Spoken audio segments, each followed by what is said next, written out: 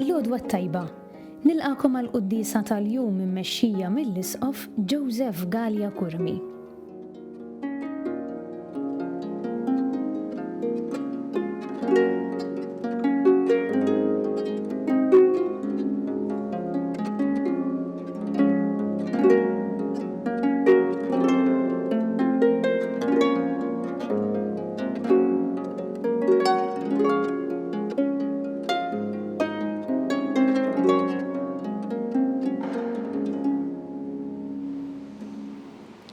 B'isem tal-Missier u tal-Iben u tal-Ispiritu Santu.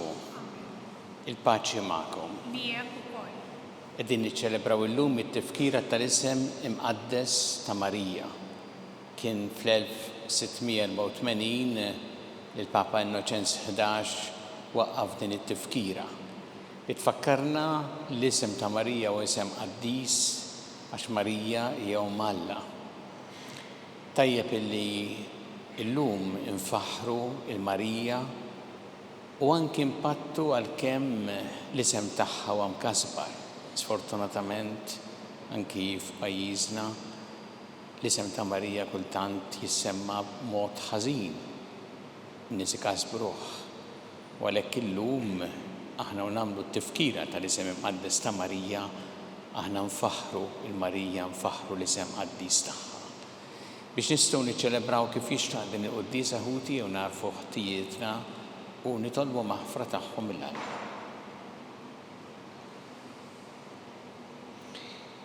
Dawl ta' kull min jemmen fik mulej ħniena.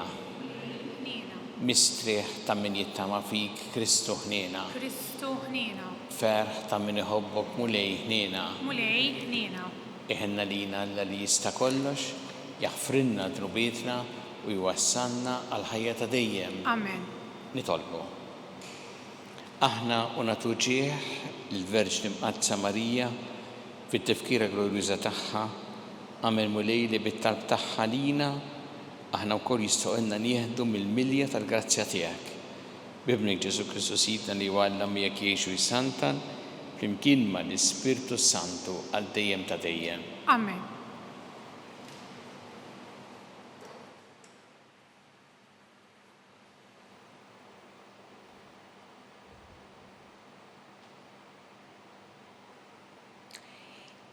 Jekk hemm firda bejnietkom mhux l-ikla tal-mulej li intom tiklu. Qari mill-ewwel ittra ta' San Pawl Apostlu lil Korintin. Ħuti, fl-issin ngħidilkom ma nfaħħarkomx għax intom tiltaqgħu mhux għall-ġid imma għad-deni. Qabel xejn, kull meta tiltaqgħu fil-Knisja smajt li hemm firda bejnietkom u xi ħaġa nemmen. Għandu jkun hemm firdiet biex jidhru fostkom il-ġusti. Meta tiltaqgħu f'post wieħed mhux l-ikla tal-mulej li intom tieklu, għax kull wieħed minnkom iġib jaqbad u jiekol l-ikel tiegħu, wieħed bil-ġuħ u l-ieħor fis-sakra. M'għandkomx djar fejn tieklu u tixorbu, jew tridu twaqqgħu fil-għajb il-Knisja ta' Alla u ġġielu jisfu lil dawk li m'għandhomx. X'ngħidilkom? Infaħħarkom? F'dan ma nfaħħarkomx. Jien irċivejt mingħand il-mulej it-tagħlim li għaddejt lilkom, jiġifieri li l-mulej Ġesu fil-lejl li fih kien ittradut ħal ħobs u wara li ratt il-ħajr qasmu u qal: Dan hu ġismi li jingħata għalikom, għamlu dan b'tifkira tiegħi. Hekk ukoll għamel bil-kalċi wara li kielu qal: Dan il-kalċi u l-patt il-ġdid b'demmi, għamlu dan kull meta tixorbu b'tifkira tiegħi. Mela kull meta tieklu dan il-ħobs u tixorbu dan il-kalċi, intom ixxandru l-mewt tal-mulej sa ma jiġi. Għalhekk mela ħuti, meta tiltaqgħu biex tieklu, stennew lil xulxin. Il-kelma tal-mulej. Irroddu ħajr lil Alla. Salm responsorjali. Inxandru l-mewt tal-mulej sa ma jiġi. Flimkien, inxandru l-mewt tal-mulej sa ma jiġi. Int ma titaxxaqx b'sagrifiċċji u offerti, imma widnejja inti ftaħtli. Ma tlabtnix vittmi tal-ħruq u tat-tpattija, imbagħad jien għedt hawn jien ġej. Flimkien, inxandru l-mewt tal-mulej sa ma jiġi. Fil-bidu tal-ktieb hemm miktub fuqi li nagħmel ir-rieda tiegħek. Alla tiegħi, dan jogħġobni, il-liġi tiegħek ġewwa qalbi. Flimkien inxandru l-mewt tal-mulej sa ma jiġi. Xandart il-ġustizzja f'ġemma kbira, xuftejja ma żammejthomx magħluqa, mulej dan inti tafu. Flimkien inxandru il-mewt tal-mulej sa ma jiġi. Jitennew u jifirħu bik daw kollha li jfittxuk, jgħidu dejjem kbir il-mulej, dawk li jħobbu s-salvazzjoni tiegħek. Flimkien inxandru l-mewt tal-mulej sa ma jiġi.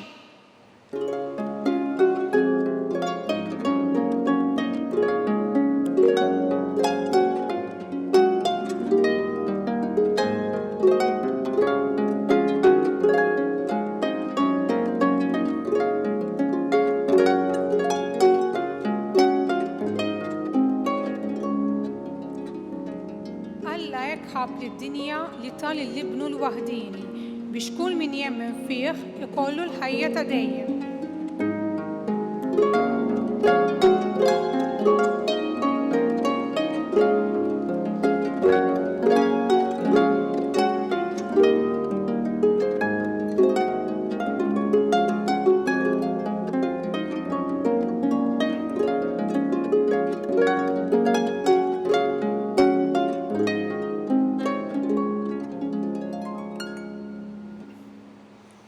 Il-mulej ma'kom. U miegħek ukoll. Qari mill-Evanġelju skont San Luqa. Glorja lilek mulej.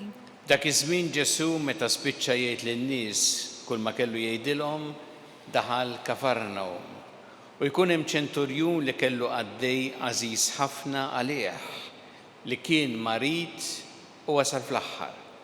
Iċ-ċenturjun sema b'Ġesu u batlu xi wħud mix-xjuħ tal-Lut biex jitolbuh jiġi fejjaqlu l-qaddej.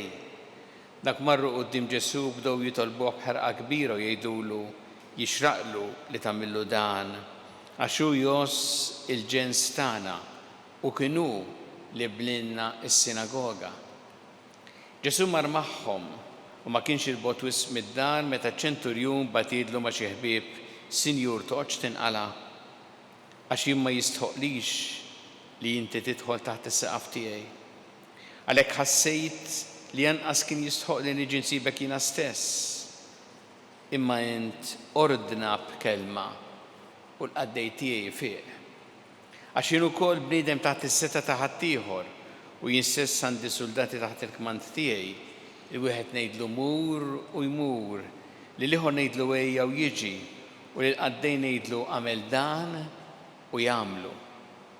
Ġesu baqa' mistaġeb bih meta sema dan lejn in-nies li kienu mixew warajhu qalilhom ngħidilkom li anqas f'Iżrael ma sibt fidi bħal din.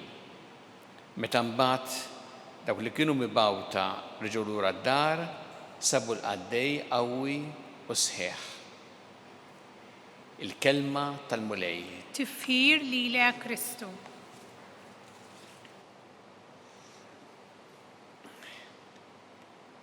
Imma int ordna b'kelma u l-qaddej tiegħi fih. Dan kien il-messaġġ li ċ-ċenturjun bat ma' xi ħbieb tiegħu. Ftit qabel kien bat ukoll il-xi nies biex lil Ġesu jgħidulu illi għandu il-qaddej li marit ħafna, kien ħażin ħafna u jitolbuh biex imur id-dar biex ifejqu. U Ġesu beda miexi lejn id-dar taċ-ċenturjun imma meta kien mhux wisq il-bogħod bat xi nies oħra biex jgħidulu toqgħodx tinqala'. Ma jistħoqlix li inti tidħol taħt is-saqaf tiegħi imma int għid kelma waħda u l-qaddej tiegħi fih. Dan iċ-ċenturjun kien bniedem illi kellu għal qalbu in-nies tiegħu. Hawnhekk isemmu anki li kien Jos il-ġens tagħna, imma speċjalment ukoll lil dan il-qaddej illi kien marit li kien għażiż ħafna għalih. U nnotaw kif iċ-ċenturjun ma jibax jistaqsi xi ħaġa għalih innifsu imma għal qaddej tiegħu. U kien bniedem ukoll ta' fidi kbira f'Ġesu. Kien jemmen illi Ġesu għandu il-qawwa illi jfejjaq u li jista' jagħmel dan anki b'kelma waħda. U iċ-ċenturjun kien imdorri f'ambjent ta' awtorità u ordni, kemm ma ta' fuqu, kemm ma dawk li kien responsabbli għalihom, u għalhekk jgħid kelma u din tkun ordni. U f'Ġesu raw ukoll din il-qawwa li jgħid kelma u l-fejqan iseħħ. U hawn naraw il-kuntrast kbir bejn dan iċ-ċenturjun li kien pagan u uħud mill-kittieba u l-Fariżej illi kienu jemmnu li kienu nies reliġjużi. Da ċenturjun emmen f'Ġesu u emmen li għandu bżonn jarah jiġi u jara l-fejqan iseħħ b'kelma ifejjaq.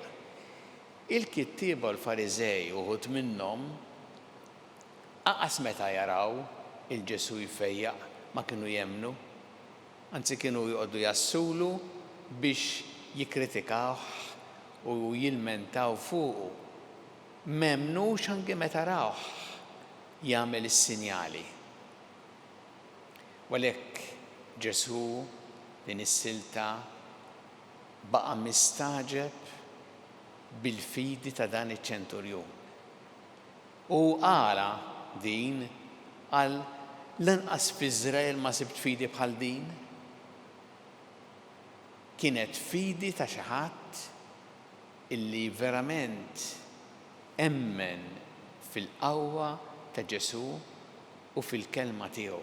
U nafu li fil-fatt il-kelma kienet kelma qawwija u dak li jemmen iċ-ċenturjun seħħ il għaliex ftit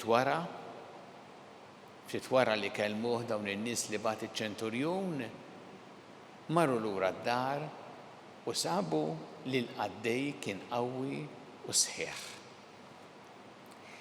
X'inhu l-messaġġ għalina f'din il-kelma ta' Alla? Lilna tħeġġiġna biex ikollna il-fidi u fidi sħiħa f'Ġesu u fil-qawwa tiegħu. Li Ġesu għandu kelma li dejjem tagħmel il-ġid. Kelma li hija qawwija li lilna tista' wkoll li ġġib il-fejqan fina. Jista' jkun fejqan fiżiku, kif diversi anki bir-raġuni jitolbuh il-Ġesu. Imma wkoll fejqan minn ġewwa u ħafna drabi dan huwa l-fejqan li jagħtina Ġesu għax minn ġewwa jagħtina il-fejqan biex aħna nkunu nistgħu ngħixu tassew fil-paċi u fil-ferħ tiegħu. Jew nitolbuh illum f'din il-quddiesa. Nitolbuh biex isaħħaħ il-fidi tagħna, jgħinna biex ikollna fidi qawwija bħal din il-fidi taċ-ċenturjun. Nitolbuh biex dejjem nemmnu fil-qawwa tal-kelma tiegħu li hija kelma illi lilna tagħmlilna l-ġid. U nitolbuh dik it-talba sabiħa li fil-fatt ngħidu f'kull quddiesa u li hija ispirata minn din il-ġrajja. Meta aħna qabel it-tqarbin ngħidu fi kliem iċ-ċenturjun stess mulej ma jistħoqlix li inti tidħol taħt is-saqaf tiegħi. Imma jgħid kelma waħda u ruħi tkun infejqa.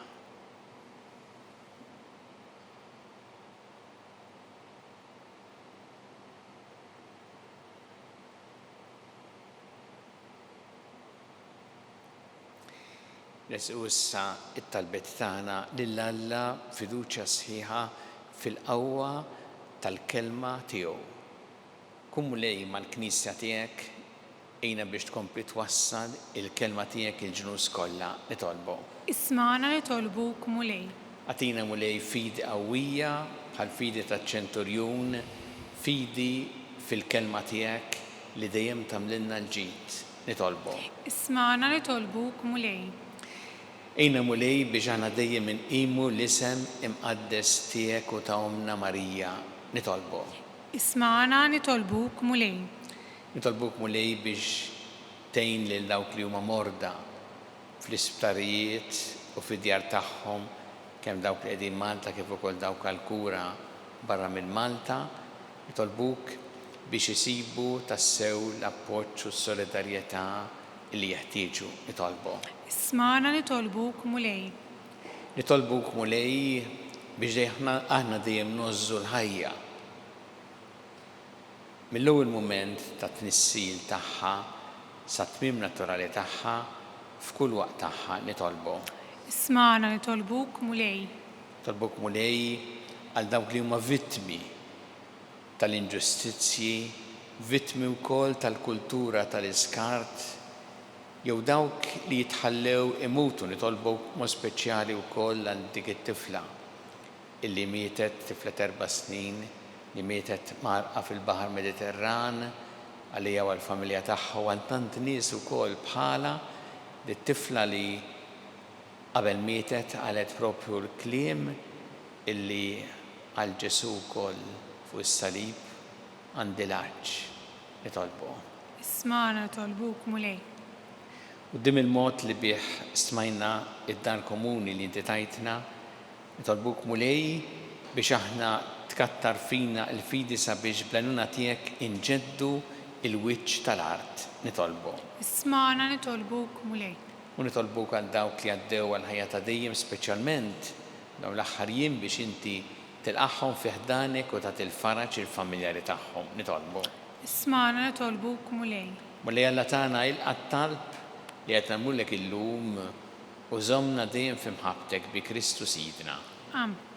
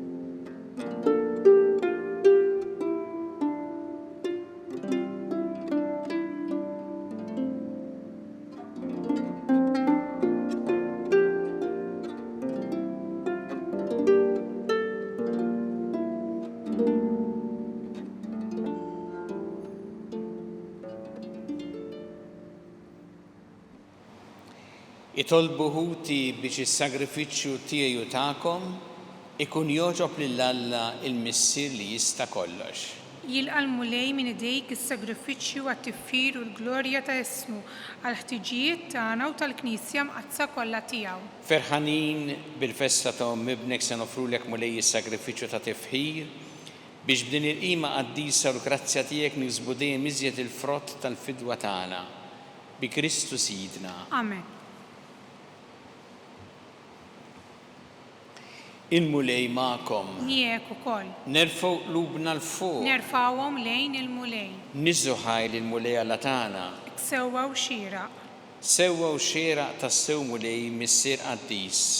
Alla ta' dejjem tista' kollox. Tajjeb u taġid tas-salvazzjoni tagħna li dejjem u kullimkien iroddulek ħajr. Nfaħruk, inberkuk u nxandu l-kobor tiegħek fit-tifkira ta' Marija dejjem Verġini li nislet libben il-waħdini tiegħek bil-qawwa tal-Ispiritu Santu u bla ma tifset il-glorja ta' xbubita tat li d-dinja d-dawl ta' dejjem Ġesu Kristu Sidna. Bih faħru l-kobor tiegħek l-anġli, jemmuk id-dominazzjonijiet jitredu quddiemek is-setat. Il-kol ferħana jfaħruk ismewwiet ma' serafin u l-qawwiet tas-sema. Flimkien ma tagħhom minqa nitolbuk it-tifħir tagħna waqt li bil-qima intennulek Qaddis, qaddis, qaddis, mulej Alla tal-eżerċiti, is-smawiet u l-art mimlija bil-glorja tiegħek. Ossanna fil-għoli tas-smawiet, imbierek minn ġej fis-sem il-mulej, ossanna fil-għoli tas-smawiet.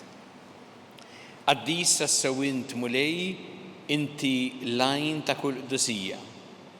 Qaddes għalhekk nitolbuk dal-offerti bil-barka tal-Ispirtu tiegħek biex isiru għalina l-ġisem u d-dem ta' Sidna Ġesu Kristu, li meta kien se jingħata biex minn rajh ħibati bħal-ħobs ratt il-ħajr qasam tali d-dixxipli tiegħu qal ħudu u kulu l-koll minn dan għax dan huwa ġismi li jingħata għalikom.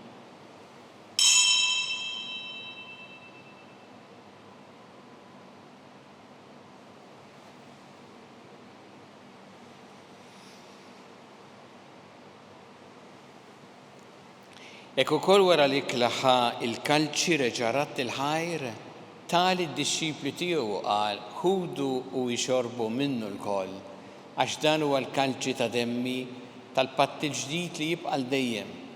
Id-demm li jxxerret għalikom u għall-bnedmin kollha l-maħfra ta' dnubiet, għamlu dan b'tifkira tiegħi.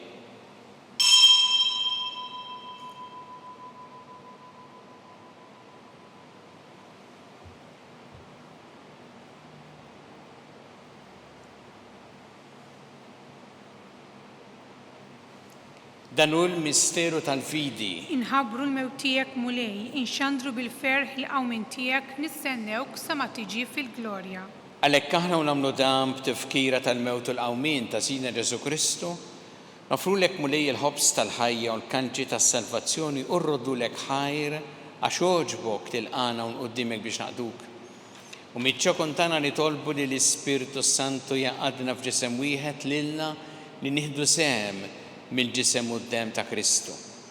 Ftakar mulej fil-Knisja tiegħek imxerda mad-dinja kollha u ittaqaf l-imħabba flimkien mal-Papa Franġisku, mal-Isqof tagħna Charles, mal-Isqof Anton miegħi għaddej tiegħek mingħajr ma jistħoqli u mal-Ministri tiegħek kollha. Ftakar ukoll futna li raqdu bit-tama tal-qawmien, ftakar fil-mejtin kollha, daħħalhom quddiemek fid-dawl tas-seħħ tiegħek.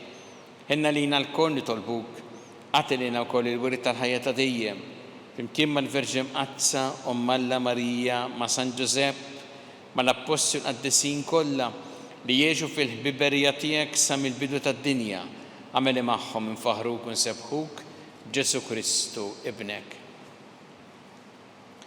Bi Kristu, ma' Kristu fi Kristu. Jingħata lilek Alla mis-sili tista' kollox flimkien mal-Ispirtu Santu kull ġieħ u glorja għal dejjem ta' dejjem. Amen. Jew nitolbu kif għallimna u kif ridna nitolbu li ben Alla għas-salvazzjoni tagħna. Missierna li inti fis-smawiet jitqaddes ismek, tiġi saltnatek, ikun li trid int kif fis-sema hekk da fl-art. Ħobsna ta' kuljum għatina llum, aħfrinna dnubietna bħalma naħfru minnu ħati għalina.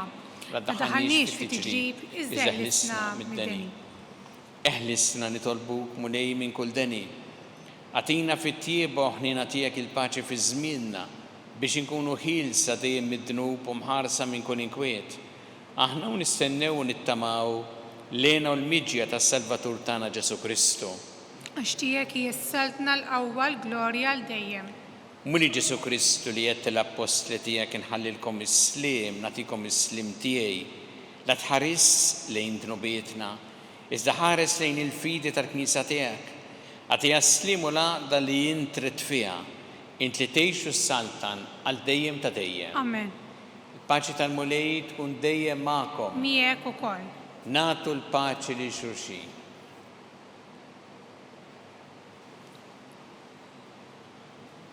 ħaruf Alla li tneħħi dnubiet tad-dinja ħenna lina. Ħaruf Alla li tneħħi dnubiet tad-dinja ħenna lina. Ħaruf Alla li tneħħi dnubiet tad-dinja għatina l-paċi.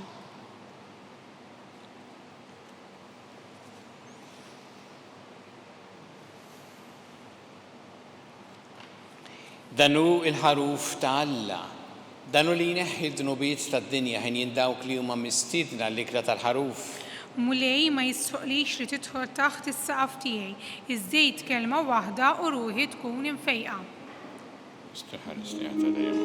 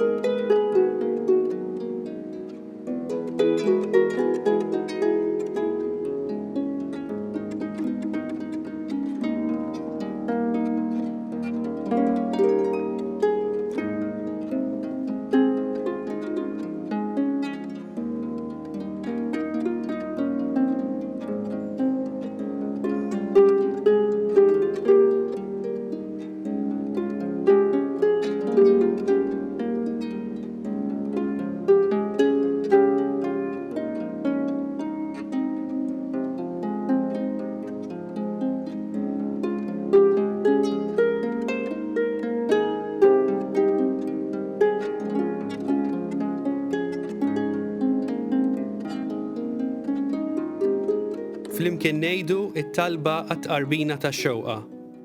Ġesu, jiena nemmen li inti tinsab ta' bilħaq fis-sagrament tal-Ewkaristija. Irrid inħobbok fuq kollox u fuq kulħadd. Inti taf li nixtieq nirċevik ġewwa fija, imma ġala darba bħalissa ma nistax nilqek ġewwa fija sagramentalment, nitolbok li tiġi fija spiritwalment. Ejja għandi, Ġesu tiegħi, biex jiena niġi għandek. Ħeġġiġni bl-imħabba għalik, biex f'ħajti u f'mewti jiena nemmen fik, nitma' fik, u nibqa' nħobbok għal dejjem.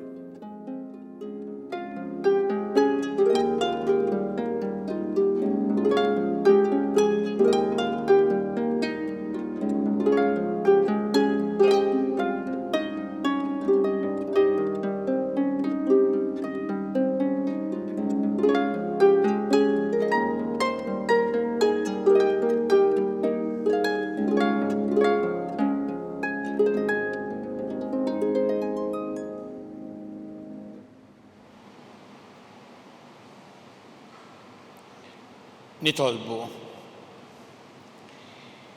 Irċevejna mulej is-sagramenti tas-sema fiċ-ċokontana nitolbuk biex ikun jisħoqilna post fil-mejda tiegħek ta' dejjem aħna li bil-qima kollha qegħdin nagħmlu l-festa ta' Nimqazza Verġni Marija bi Kristu Sidna. Il-mulej magħkom. Miegħek ukoll. Iberikkom Alla li jista' kollox, il-Missier u l-Iben u l-Ispirtu Santu. Amen. Immorru ngħixu fil-paċi ta' Kristu. Rodu ħajr lil Alla.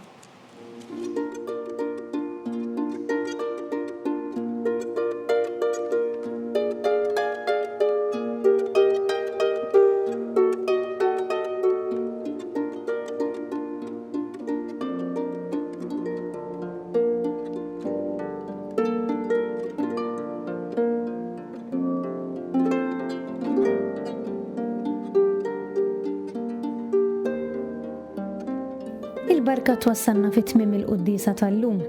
It-talba tar-Rożarju tistgħu ssegwuha online fuq knisja.mt u newsbook.com.mt jew fuq il-paġna ta' Facebook u l-YouTube tal-Arċidjoċeżi ta' Malta. Infakru li min jixtieq jirċievi newsletter tal-Arċidjoċeżi ta' Malta li tinkludi diversi aħbarijiet mid-djoċeżi u anke l-omeliji tal-isqfijiet jista' jidħol fuq knisja.mt/newsletter. Grazzi tal-inqattu magħna għal dan il-mument ta' talb.